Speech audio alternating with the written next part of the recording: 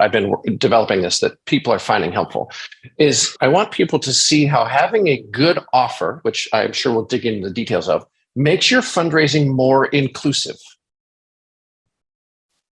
What happens is most organizations are operating on a belief that is something like, if people knew more about what we did and came to believe the things that we believe, they would give more. And that is an exclusive offer because it requires the donor to understand a lot of stuff. You have to understand all of the things that an organization does. You have to understand how an organization thinks about its processes and programs. You have to understand an organization's approach. There's a whole bunch of barriers that are put up. Whereas a good offer is inclusive because it makes the fundraising very simple for the donor to say yes or no to. It allows anybody at any level of expertise, at any level of reading level, at any level of eyesight to say yes. What the result there is it's more inclusive and you get a heterogeneous donor base. This is something that we often encounter. And I'm just going to use a very generic example. Let's say an organization is doing international development. It could be anything. You will often be in meetings where you say, well, you can't say that people are hungry, or you can't say that they don't have enough food. It's actually like it's more complicated than that. Like there's all these systems that work together.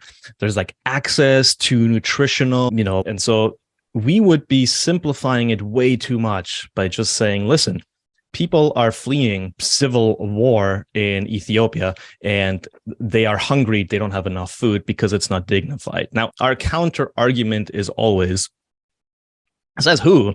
Because if my kid says I'm hungry, I don't pat him on the head and I say, no, sweetie, you're just experiencing access to pathways to nutrition.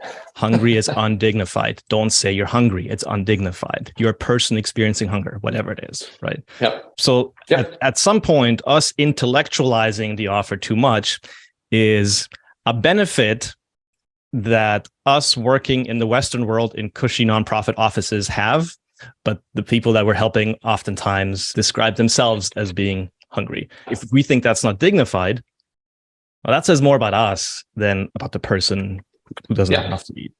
Yeah, totally agree. And the way I think about it is organizations who would take the approach that you just spun up an example of are putting barriers between their work and donors supporting it, because they're saying, oh, the donor has to have our higher level of understanding of this thing.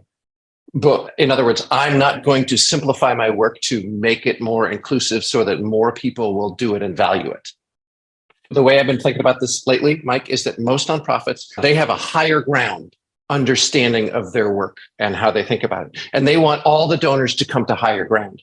And that's not good fundraising. Good fundraising is finding common ground and going to the common ground you share with the donor and talking to them in their language. That's good fundraising, going to the donors where they are, finding common ground, because every organization has a lot more common ground with donors than they have higher ground with donors. And so if you're always on the higher ground, you will remain smaller than you could be. You will remain doing less than you could be doing.